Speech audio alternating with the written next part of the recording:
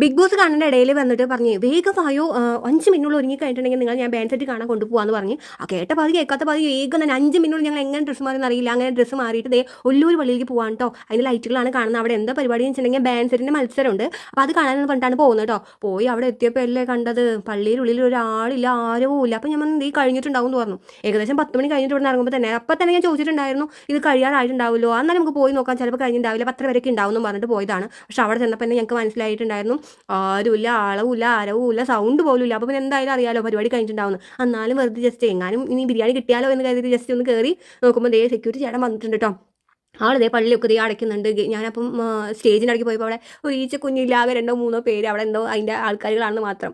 ദേ ഗേറ്റൊക്കെ പൂട്ടി അങ്ങോട്ട് ഇതേ പോകാൻ പോകുന്നത്, താക്കോലൊക്കെ പൂട്ടി അടച്ച് സേഫ് ആക്കി അങ്ങോട്ട് പോകാൻ വേണ്ടി ഞങ്ങൾ ദേ തിരിച്ച് വീണ്ടും കാറിൽ കയറി ഞങ്ങൾ ദേ 3G ആയിട്ട് നിങ്ങൾ തിരിച്ചു വരികയാണ്. ഞങ്ങളെ പറഞ്ഞ് പറ്റിച്ച് കൊണ്ടുപോയിട്ട് ഞങ്ങളുടെ ബിഗ് ബോസും പോയി. അപ്പോൾ ബൈ ബൈ.